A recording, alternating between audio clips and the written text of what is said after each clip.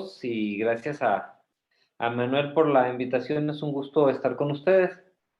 Este, Me voy a poner el cubrebocas porque hay un pacientito que acabo de ver y no voy a hacer la de malas. Vamos a hablar de la taquicardia supraventricular desde el punto de vista muy particularmente mío, aunque no parezca así, tenemos un poquito diferentes las formas de ver las cosas con respecto a los demás cardiólogos. No es mejor ni peor, sino es simplemente un poquito diferente en cuanto al abordaje. ¿Ok? Para empezar, vamos a ver que todas las taquiarritmias supraventriculares o de complejo QRS angosto, perdón, se originan por arriba de la bifurcación del GIS, ¿no? Generalmente, pues hay tres tipos de arritmias: las de complejo regular, las irregular y las mixtas, ¿no? Las complejo irregular generalmente hay tres: taquicardia por entrada intranodal, una vía accesoria que a veces es difícil distinguirla una de otra, y ya las irregulares son la fibrilación auricular, el flúter y a veces la taquicardia auricular. De aquí vamos a ver cómo se diferencian una de otra, ¿no? Ya habíamos mencionado esto, son ritmos originados por arriba de la bifurcación de las de Gis. Es pues, una clasificación muy arbitraria, porque pues el Gis realmente está aquí y se pueden originar acá abajo, de este otro lado, entonces no, ya está un poquito arcaica, pero eso es lo que encontramos en los textos, ¿no? Y vamos a hablar rápidamente de lo que es la ablación. La ablación es básicamente meter un catéter y con calor quemar el foco arritmogénico. Puede ser con calor, ya actualmente, ya desde hace varios años hacemos con crioablación o con frío, y la radiofrecuencia es convertir la electricidad en calor para quemar la arritmia. Y esto es algo de lo que hacemos como tratamiento definitivo a la arritmia, ¿no? Okay.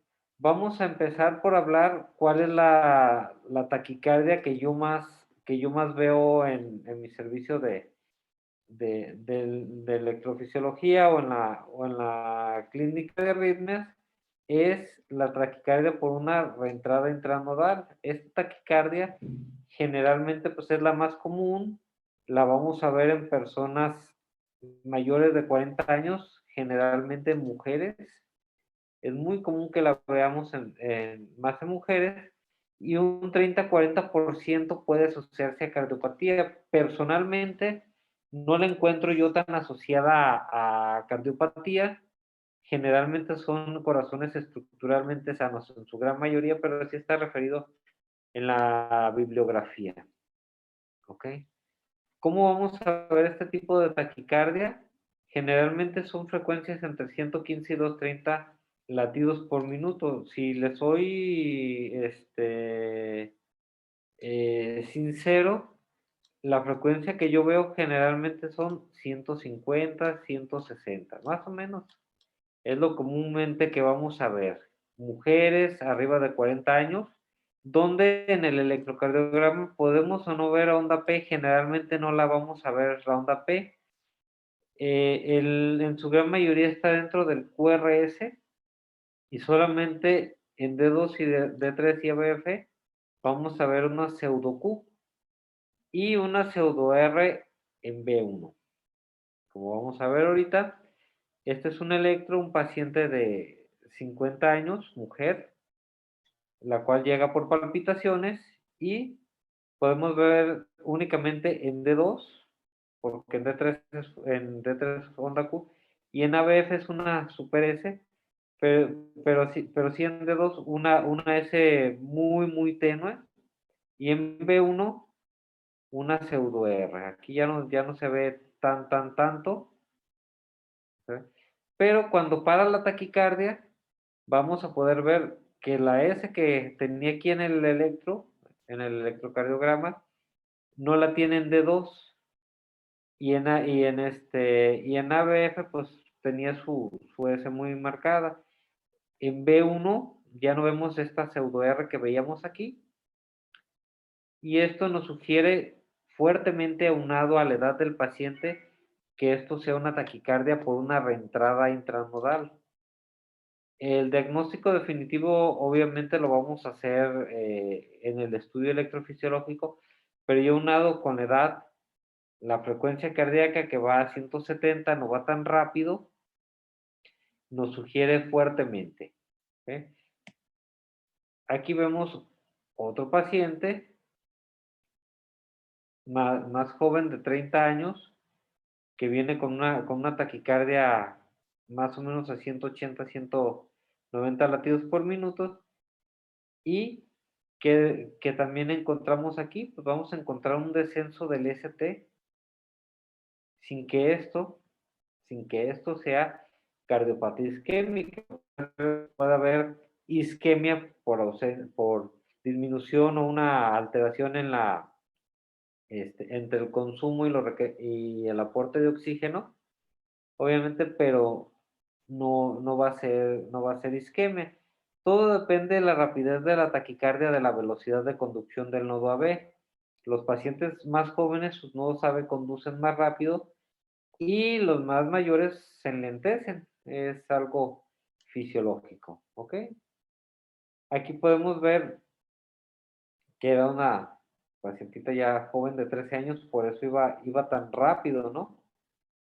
Iba a 180, 200, pero francamente, tal vez hasta en dedos de 3 puede haber pseudo S, pero no hubo pseudo Rs. No siempre están y no lo sabía.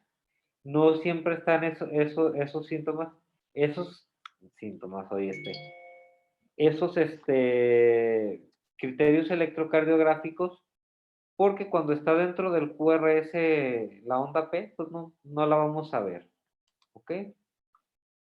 La clasificación de la reentrada se clasifica en la típica, que es la lenta rápida, y la atípica, rápida lenta y lenta lenta. Generalmente en estas vamos a ver la onda P dentro del QRS, y no me voy a meter tanto, puesto que estamos hablando de un abordaje ya más en urgencias, ¿no? ¿Con qué tenemos que diferenciarla? Pues con una vía accesoria, una taquicardia por entrada vía aurículo-ventricular, y básicamente lo que vamos a ver en estas taquicardias por una vía accesoria o por un Wolf Parkinson White, que no siempre tienen Wolf, es la diferencia en la frecuencia. Estas van a 220, 230, 180, y estas taquicardias por entrada intranodal van a 150, 100, 160. Vamos a ver la P dentro del QRS, generalmente en un 70%, y aquí la vamos a ver después del QRS. Si correlacionamos la bibliografía con la experiencia, que no me gusta mucho hablar de mi experiencia porque pues no es lo ideal hablando de una sesión bibliográfica, pero sí correlacionamos mis 12 años que tengo de haber sido egresado de electrofisiología. Raramente voy a ver una P después del QRS. Generalmente mis compañeros dicen que se necesita fumar mucha marihuana, y la verdad es cierto. No siempre se ven, y a veces únicamente lo intuimos, y de eso no se trata, ¿ok? Hay un signo que es muy característico que se llama alternancia del QRS. Lo vamos a ver más adelante, es que un QRS se haga un QRS grande y un QRS pequeño. Esa es la alternancia del QRS. Generalmente lo vamos a ver en las reentradas por una vía accesoria o un Wolf Parkinson White, y en la reentrada intranodal casi nunca. Y esto era lo que les decía de las frecuencias. El promedio son 190 y aquí 170. Los niños pueden hacer hasta 250, 260 latidos por minuto. Y en su gran mayoría, el 90% de las reentradas por vía aurículo-ventricular o vías accesorias son sin cardiopatía. rara vez son con cardiopatía. La reentrada intranodal dicen que son 40%. Lo que yo veo en mi clínica de arritmias es si acaso un 5 o 10%. Es diferente a lo que está reportado en la bibliografía. Eh, no sé si es por la captación de los pacientes o simplemente porque me dedico únicamente al proceso de arritmias, ¿ok? ¿Qué vamos a hacer en el tratamiento? Bueno, primeramente, si el paciente está inestable hemodinámicamente, lo vamos a tener que cardiovertir. Valga la redundancia o lo que les acabo de comentar, dentro de mi experiencia, desde que yo soy residente de cardiología desde el 2005 para acá, no he cardiovertido por inestabilidad hemodinámica a un solo paciente con una taquicardia supraventricular o de complejo QRS ancho. Un 30% de las veces salen con maniobras vagales, aún con las maniobras modificadas. Generalmente les tengo que pasar adenosina intravenosa, 12 miligramos, en bolo, sin diluir, y les damos un pequeño empujón con otra jeringa para que le llegue rápidamente. Esto porque la adenosina dura únicamente 6 segundos. Esa es su vida media. Entonces, si la pasamos lentamente, de aquí a que llega al corazón no le va a hacer efecto. Si no tenemos adenosina, podemos pasar verapamil, que es más lento, vienen las ámpulas de 5 miligramos, y podemos pasar hasta cuatro ámpulas. Este sí se pasa un poquito más lento. El diltiazem, al menos que yo sepa, no hay IBD en México. Y pues se puede pasar en Molol o cualquier otro beta bloqueador también, pero el que más uso es el verapamil en ausencia de adenosina. Y la adenosina es muy segura, básicamente la única contraindicación, contraindicación es el paciente con hiperreactor bronquial o asmático. Si ya el paciente viene chocándose una presión de 70-40, con franca disnea, en franco edema pulmonar agudo, pues bueno, sí, sí sería bueno la cardioversión eléctrica sincronizada, pero como les comento, no la llego yo a utilizar, no la he llegado a utilizar en todo este tiempo, ¿verdad? Sí pueden ser las maniobras modificadas, levantando los pies durante 2 minutos, son un poquito más efectivas, se menciona hasta un 50%, haciendo un valsalva, inflando el esfigmomanómetro hasta 30-40 milímetros, pero pues no son tan efectivas como la adenosina. Lo ideal es tener la adenosina a la mano, que desafortunadamente no todos los hospitales, al menos los pequeños, lo tienen. ¿Vale? Ok. Lo ideal con un paciente cuando le pasamos adenosina, se me trabó la compu, permítame tantito para, ahí va, es meterle la adenosina a bolo. Este es un paciente que le paso la adenosina y sale perfectamente de la taquicardia, la rompe. De hecho, hasta me hace una pausa mayor a 6 segundos. Esta paciente pues también en un futuro va a requerir un marcapasos, pero como les comentaba, esta paciente tiene 74 años, duró 2 días con la taquicardia después de una cirugía de cadera. Pensaban que la taquicardia era por la cirugía de cadera, pensaban incluso en una TED, y no, era una taquicardia por reentrada intranodal, así de burdo el diagnóstico, ¿no? En este caso, pues, como les comento, 2 días con la taquicardia y no pasó nada. Le hice 20,000 maniobras vagales, yo creo que casi le rompí el cuello de tanto estimular el seno carotido y no se pudo. Le induje tos, tampoco se pudo.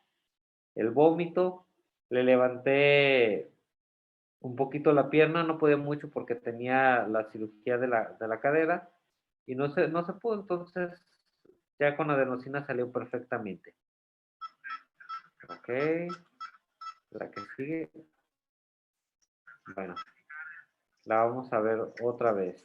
Esa voz que se escucha de fondo es mi voz que le está diciendo al enfermero de urgencias.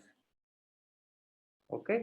Y bueno, esto es lo ideal, ¿no? Que paren en seco con la adenosina, pueden salir con algunas extrasístoles, pueden hacer este tipo de bloqueos como ya lo vimos, y es esperable. El bloqueo no le va a durar mucho tiempo. ¿Por qué? Porque la adenosina dura sus 6 segundos únicamente. Esto es muy rápidamente, es lo que hacemos a manera curativa y vemos cómo metemos los catéteres para quemar la vía lenta de una taquicardia por reentrada intranodal. No voy a tener mucho aquí para abordar más otras cosas que son orientadas al servicio de urgencias, igual dentro del estudio electrofisiológico, trazos intracavitarios, cómo detiene, pero vamos a ver ahora lo que es las vías accesorias. Las vías accesorias antes se conocían como Wolff-Parkinson-White y son parte del complejo del Wolff-Parkinson-White. Son conexiones musculares que tienen la capacidad de conducir eléctricamente. Es un cable y conectan la aurícula con el ventrículo. Se sitúan en cualquier parte del anillo aurículo ventricular, como vamos a ver más en esta otra diapositiva. Pueden estar del lado derecho o del lado izquierdo, cualquier localización y de diferentes trayectos. Actualmente únicamente aceptamos los electrofisiólogos el haz de Kent. El haz de James ya no lo tenemos aceptado, no lo tenemos documentado ni histológicamente, ni en las bibliografías, al menos de que sean muy viejitos. Y el haz de Mannheim lo cambiamos por vías con fisiología tipo Mannheim. Pero bueno, la realidad es que el haz de Mannheim como tal no existe, es con fisiología tipo Mannheim, nada más como breviario cultural. Y podemos ver o no preexcitado al paciente con Wolf en el electro de superficie cuando salen. Pueden haber preexcitaciones intermitentes, a veces sí, a veces no, con diferentes grados de preexcitación, efecto concertina o alternante. Todo depende de la velocidad de conducción de la vía accesoria, del nodo B y de su localización, que pues del tono simpático también, que no me voy a meter tanto en esto. Lo que sí vamos a ver es la incidencia, que uno de cada 1000 pacientes va a tener este tipo de taquicardias o este tipo de alteraciones.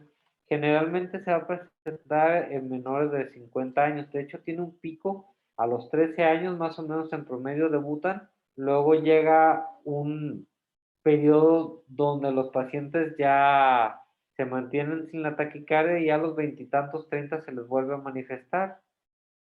Generalmente se asocian a anomalía de Epstein, transposición de grandes vasos, es raro. Lo que yo más veo es el Epstein.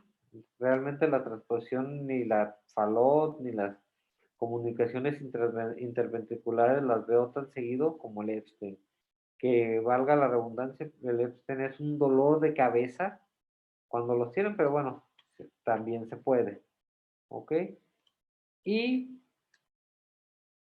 vamos a ver un PR corto con un QRS ensanchado, su onda delta, y la T va a estar opuesta, o el eje de la T, a la polaridad del QRS. Si el QRS es positivo, la T tiene que ser negativa.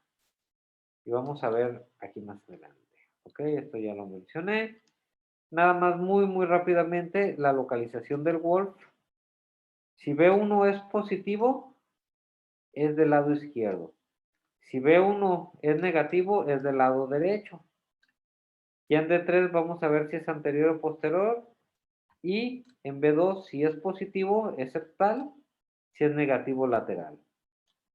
¿Okay? Este es un Wolff Parkinson White izquierdo. B1 bien positivo. ¿Okay? bueno, y este es derecho. El B1 vamos a verlo negativo. Si se fijan, la T es positiva aquí, ¿ok? Y su PR corto y su onda delta, que es lo característico. Ok.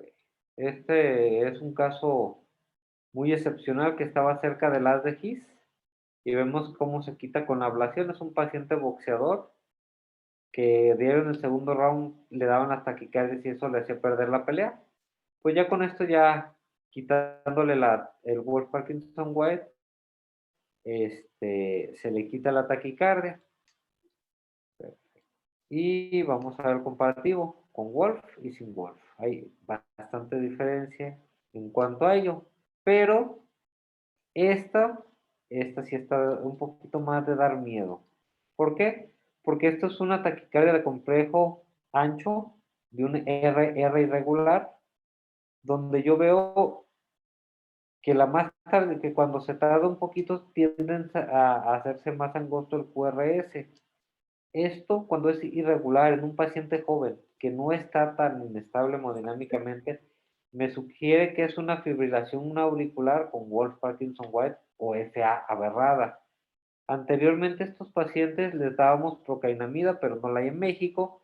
Les dábamos amiodarona, que se ha visto que les va más mal, y a ellos se prefiere actualmente cardiovertirlos eléctricamente, este tipo de pacientes, porque tienen alto riesgo de hacer fibrilación ventricular y eso pues obviamente se los puede descompensar hemodinámicamente y va a ser más difícil que el paciente vaya a salir de la taquicardia. ¿Ok?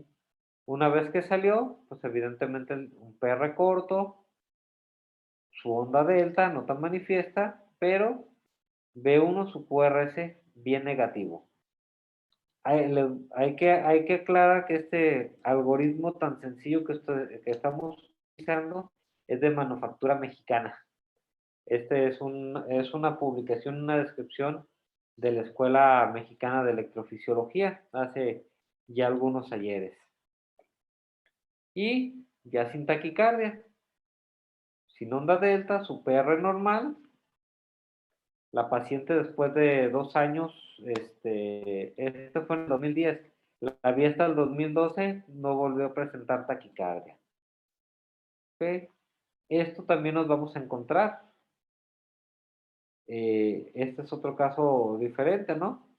Una taquicardia de complejo QRS ancho, completamente irregular en un paciente que no está inestable hemodinámicamente. Se pudiera pensar que es una taquicardia ventricular, pero no, es una vía accesoria. Ya una vez que se cardiovirtió, se ve perfectamente el Wolf Parkinson White y del lado izquierdo, aquí veo uno es bien positivo. Esto pues eso es para orientarnos, para términos de tratamiento es realmente lo mismo, ¿no?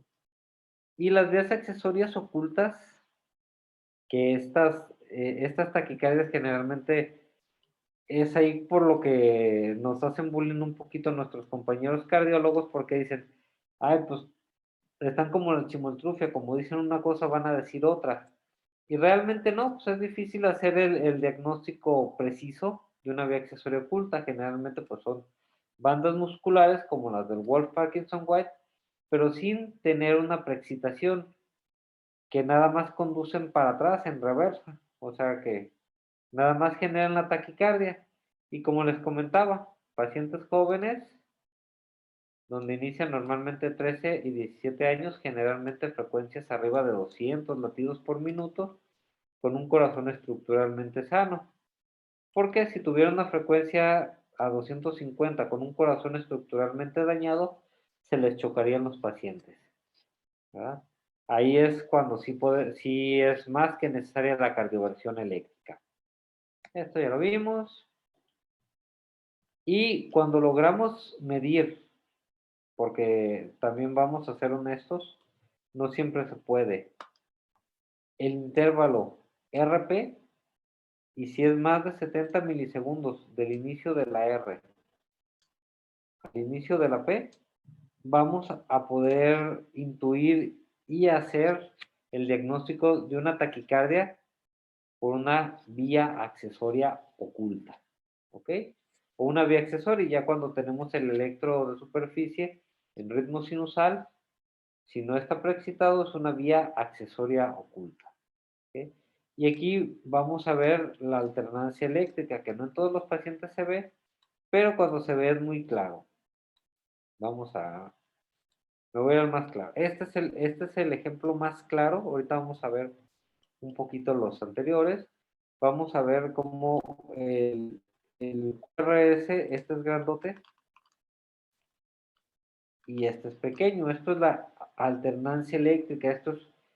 Se da por una sobrecarga de calcio intracitoplasmática que hace que varíe el voltaje de los complejos QRS, pero esto nos va a sugerir fuertemente que es una vía accesoria oculta, porque vemos en este paciente joven, el cual va a una taquicardia a 250 latidos por minuto, como pueden ver, y sí, claramente, aquí se ve un poquito más, un poquito la alternancia eléctrica, pero no se ve claramente uno grande y uno pequeño, se ve, aquí sí, miren, uno grande, uno pequeño, pero así aquí más chiquito, pero así tan clara como el otro ejemplo, no, pero al ir tan rápido en un paciente joven, pues vamos a hacer el diagnóstico de una vía accesoria. Difícilmente una reentrada intranodal se va a presentar a estas edades. Digo difícilmente, aunque no es imposible.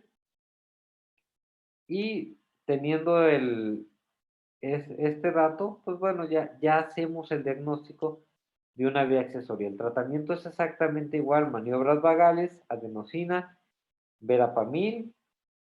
Puede ser Diltiazem, algún beta bloqueador, o bien cardioversión eléctrica si el paciente está chocado. ¿Cuál sería un escenario clínico?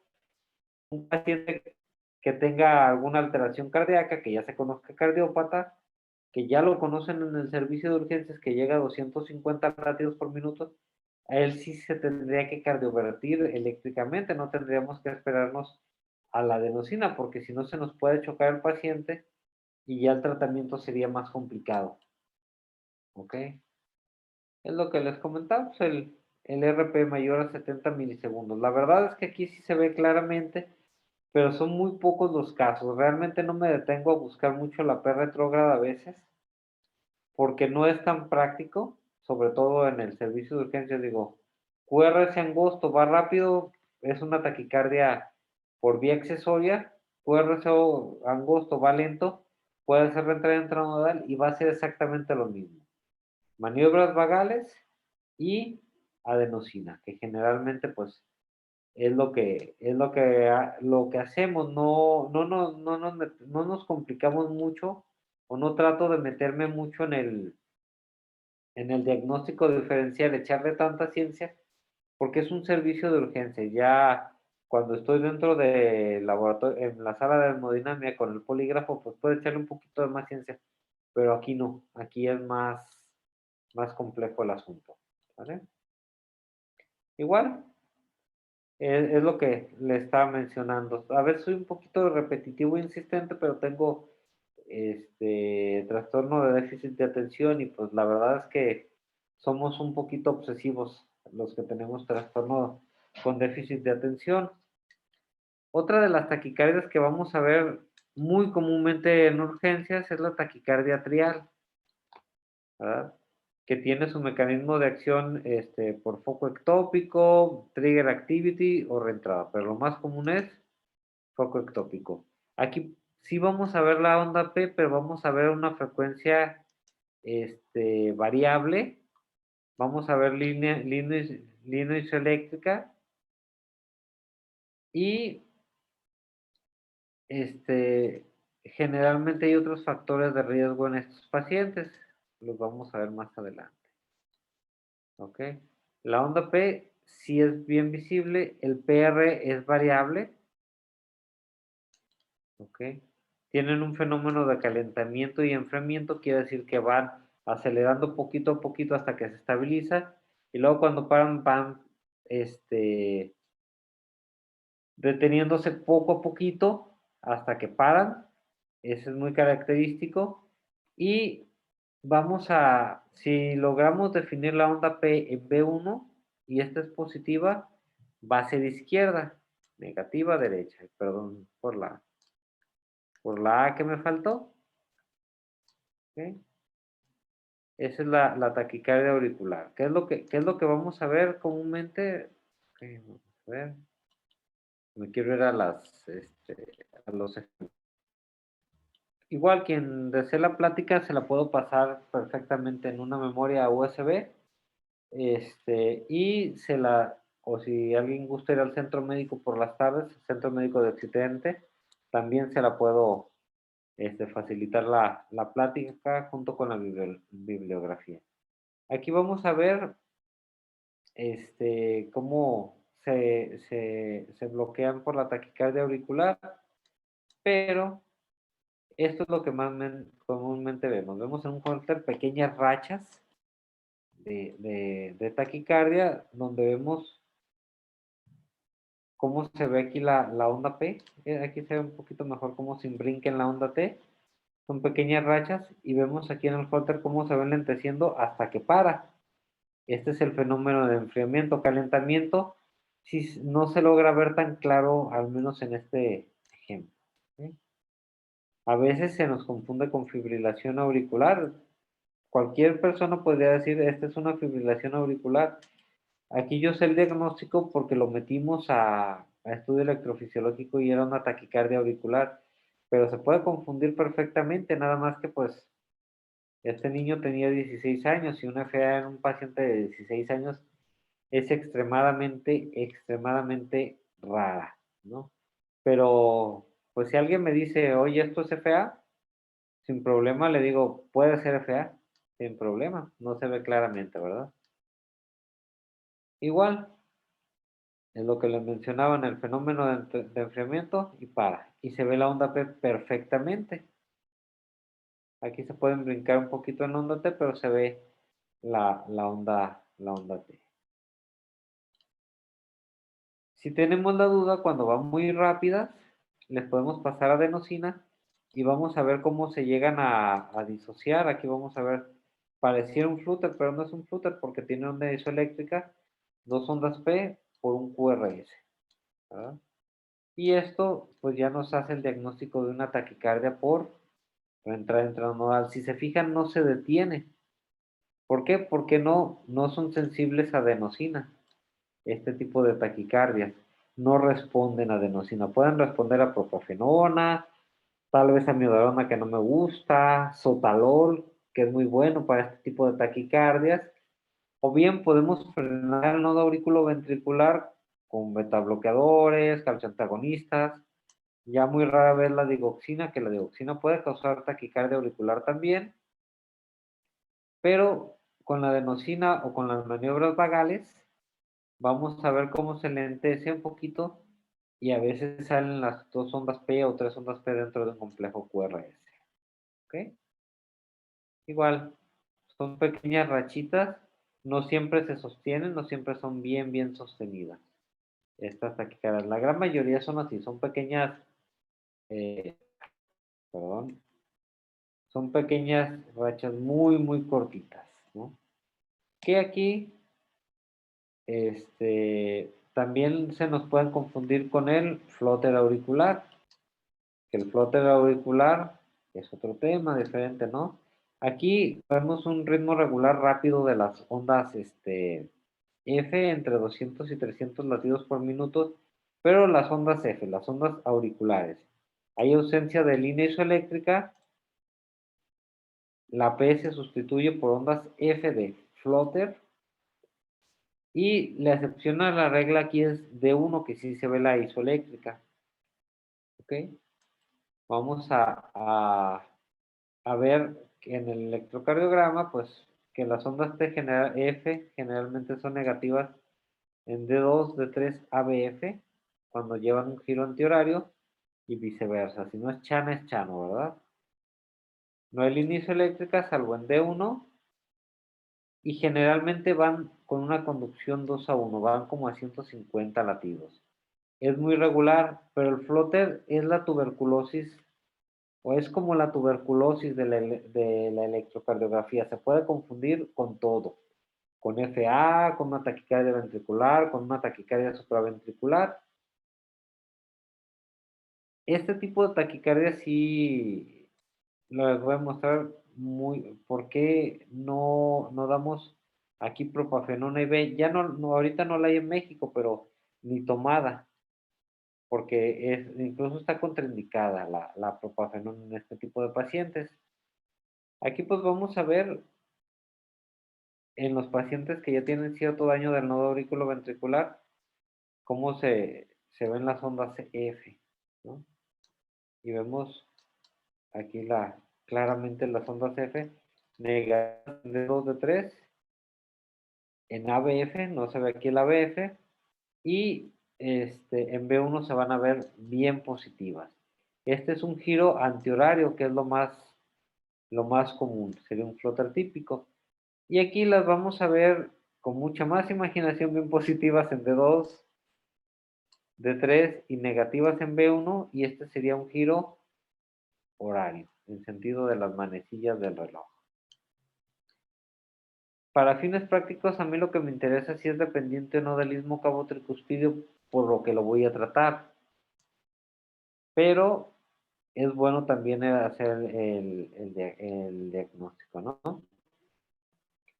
Es una taquicardia macrorrentrante, taquicardia auricular macrorrentrante, y muchas veces coexisten o el sustrato fisiopatológico es el mismo que el de una fibrilación auricular. ¿Ok? Hay veces que no se ven tan claramente las ondas de sierra, las ondas F, sobre todo cuando son izquierdos se van a ver un poquito más lentos, más planas, y aquí hasta una línea isoeléctrica, si me apuran un poquito, ¿verdad? Pero de uno siempre va a traer línea isoeléctrica. Ok, aquí se encontró. Bueno.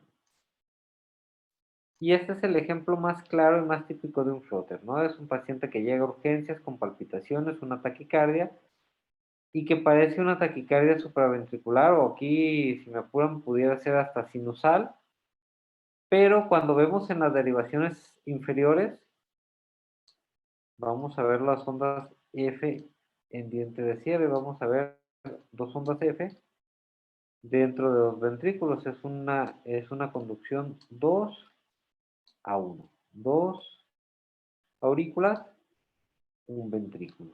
Este es un flotter característico de 2 de 3 ABF negativa, bien positiva en B1, que pareciera una onda P, pero no es una onda P, es una onda F.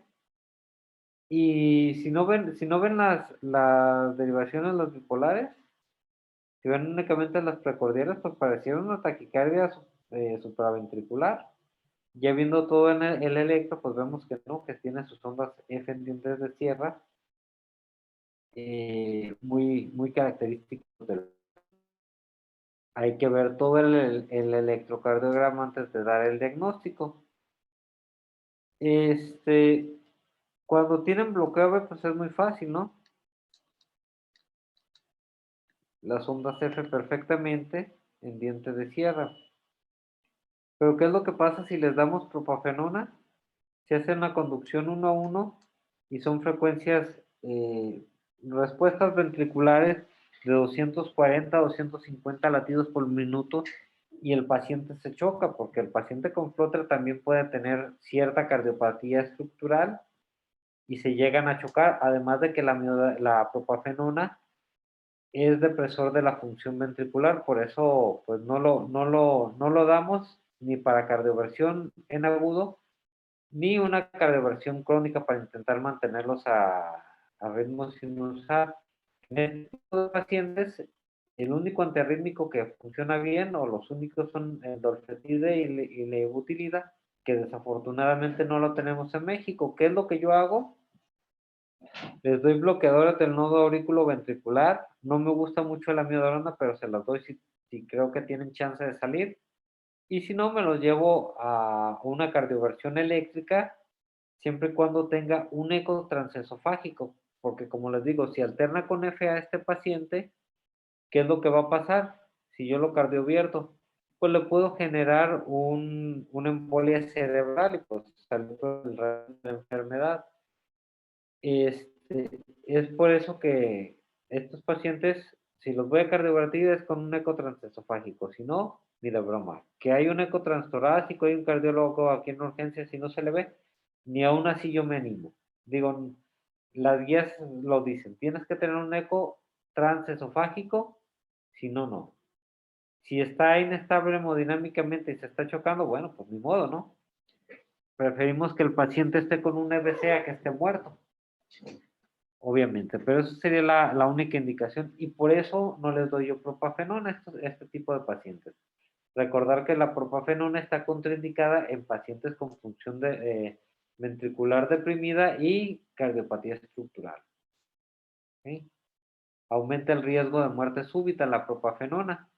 Y bueno, pues aquí este es un paciente con floater más bloqueo B, pues perfectamente. Aquí el tratamiento no es una adenosina, no es ningún beta bloqueador, sino un marcapasos unicameral, si ya va a quedar así un floater, ¿ok? Estas son las diferentes manifestaciones del floater, ¿no? La característica donde vamos a ver sus ondas F. Aquí se nos puede confundir con una taquicardia supraventricular aberrada, ¿no? Y otras veces cuando es muy, muy grueso el QRS, hasta con una taquicardia ventricular, por eso yo la equiparo a una tuberculosis. Aquí, si a mí que me diga, oye, pues esto es una vía accesoria, perfectamente se la compro como una vía accesoria, ¿verdad? Realmente no hay ninguna diferencia electrocardiográfica. Todo esto ya es muy fácil porque yo tenía ya el estudio electrofisiológico y los trazos intracavitarios y así es mucho más sencillo, pero a simple vista pues no hay diferencia, ¿no?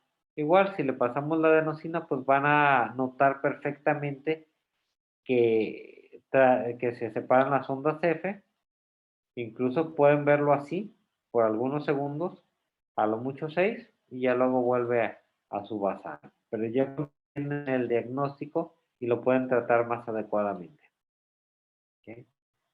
Este es un flóter izquierdo. Vamos a ver cómo las ondas no se ven tan picudas, se ven más lentas, casi planas, casi isoeléctricas. Pero es un paciente que yo ya lo conocía de cuando yo era residente de electrofisiología, con una valvulopatía mitral, pues es un flóter, ¿no? Así es trampa. Ok.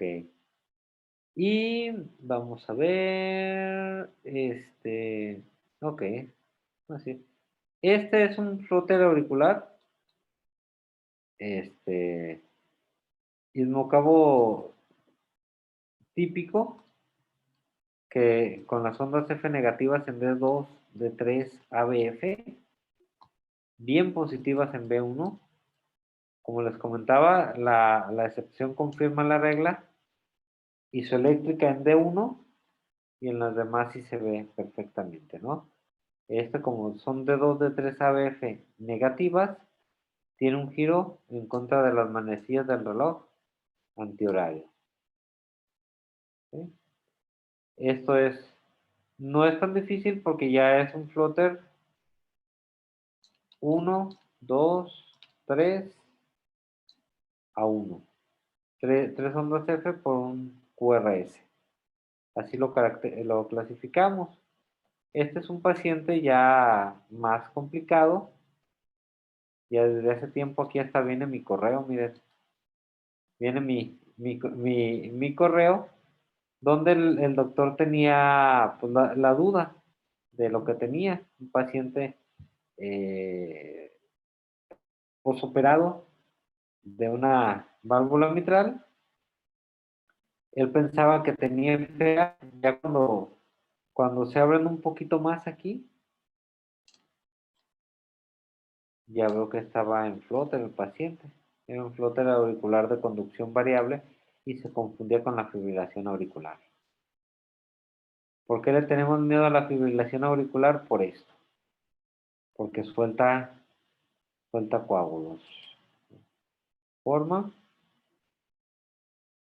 y obviamente se llegan a impactar.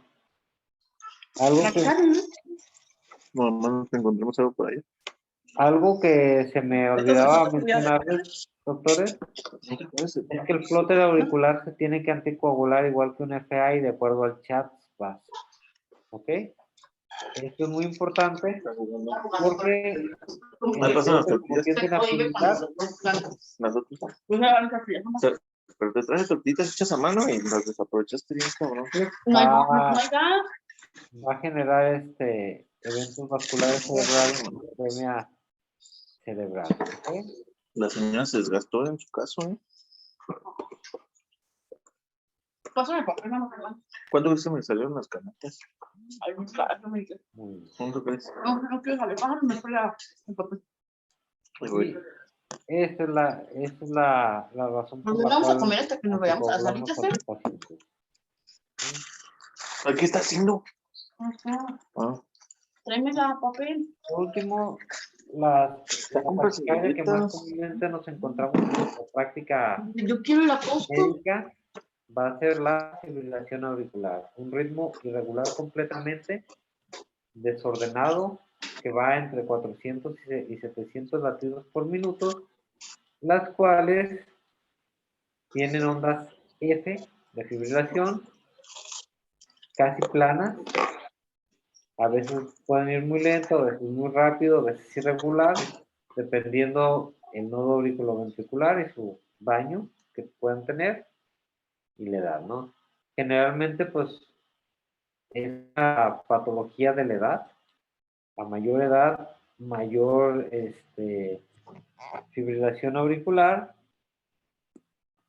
Y se estima que para el 2050 vaya a tener una incidencia del 20% en la población general a este paso, ¿no? Pero pues vamos a ver ausencia de ondas F, de onda P, con R irregular. Esto es lo más comúnmente que vamos a encontrarnos en nuestra práctica médica, sobre todo en urgencias, en aquellos pacientes que llegan con palpitaciones. Generalmente la fibrilación auricular sí se puede acompañar de alguna cardiopatía, una valvulopatía mitral, hipertensión descontrolada, hipertiroidismo en pacientes muy jóvenes con una tormenta tiroidea, también pueden tenerlo. Pero pues el diagnóstico electrocardiográfico al menos no es tan complicado, ¿ok? Vamos a ver. Un poquito me voy a adelantar para mostrarles me gusta a mí. Vamos a, en este paciente, pareciera que es una fibrilación, un flóter auricular, porque podemos ver aquí las ondas F.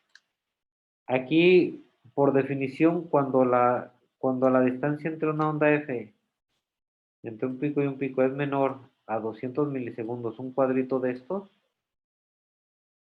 es por definición una fibrilación auricular. Aquí las ondas F son muy bien organizadas y se pueden llegar a confundir con un flóter auricular. Aquí pudieran llegarse a confundir y aquí ya no. Aquí sí se ve claramente que es una fibrilación auricular. Este es un pequeño tip que utilizamos para saber si es fibrilación auricular o flóter, porque estos pacientes aquí sí les vamos a cardiovertir farmacológicamente si no están inestables hemodinámicamente. El único fármaco o el más eficaz es la miodarona para cardiovertirlos en agudo, ¿no? También puede estar aquí en México la flecainida, que es el tambocor, se puede cardiovertir farmacológicamente. La propafenona, pues es más o menos, no es tan buena como la miodarona o la flecainida para hacer la cardioversión farmacológicamente, pero el abordaje es prácticamente el mismo, ¿no? Está inestable, lo cardioviertes farmacológicamente, inestable, lo vas a cardiovertir eléctricamente.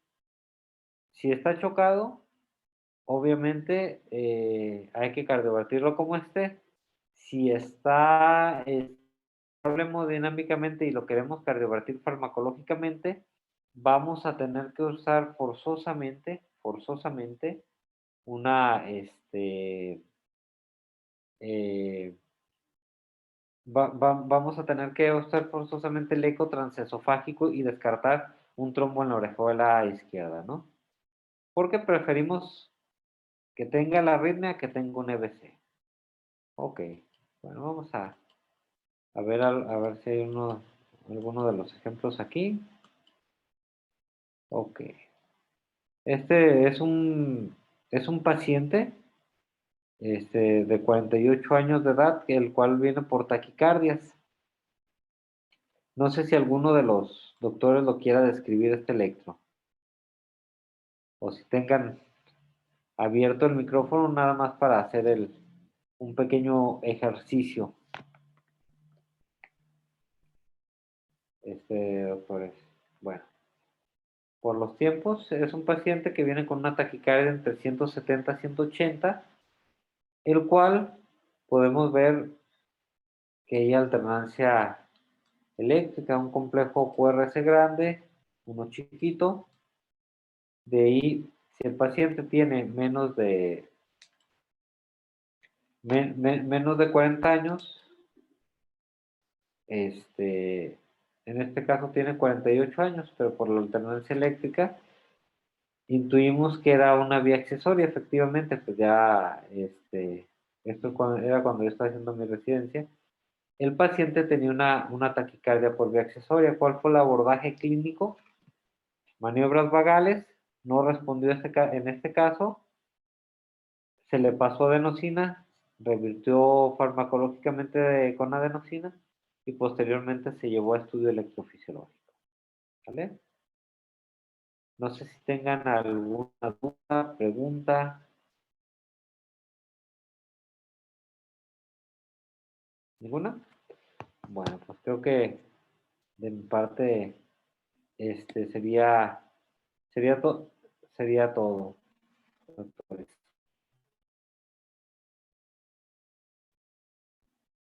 ¿No?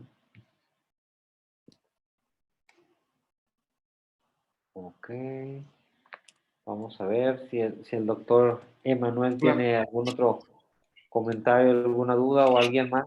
No, la verdad, excelente clase. Pues vaya, yo soy una persona que aprende bastante de ti y por eso te invité Gracias. a estas clases. La verdad es que muchísimas gracias por... No sé si alguien tenga alguna duda en el chat, jóvenes.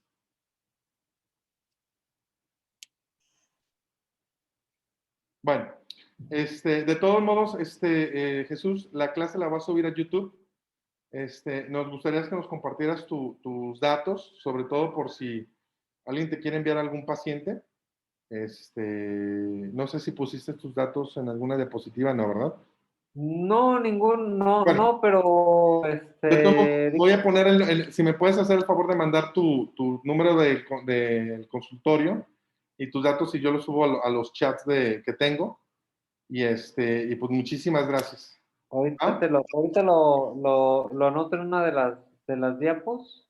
Sí, si quieres, para que de una vez los chavos que nos están escuchando, jóvenes, ¿alguien tiene alguna duda? Muy bien, gracias, doctora Norma. ¿Cómo se han sentido como residentes jóvenes? Pesadito, ¿no? Ok, Generalmente, pues, me manejo más con mi celular, perfecto. más de- me pueden mandar a mi celular quien tenga alguna duda, alguna pregunta. Igual me pueden mandar por WhatsApp sus electros que Perfecto. tengan dificultad, pues, que tengan dudas. Así, pues hago con mis residentes de cardio, los residentes de urgencias de centro médico de Occidente. Y pues les doy mi opinión, pues. no siempre será la correcta, porque pues como todos podemos equivocarnos, pero bueno, es desde mi punto de vista un poquito diferente al común denominador de los cardiólogos, porque ya básicamente nuestro trabajo es más técnico, más enfocado hacia lo que es la arritmia y menos clínico en este caso. Muy bien. Pues bueno, doctor Díaz, la verdad se lo agradezco. Mil. Igual para Yo ti, creo que Benjamín, sí, varias gentes así lo vamos a estar molestando. Entonces, pues cuando gustes, muchísimas gracias aquí estamos a la orden. y mil gracias.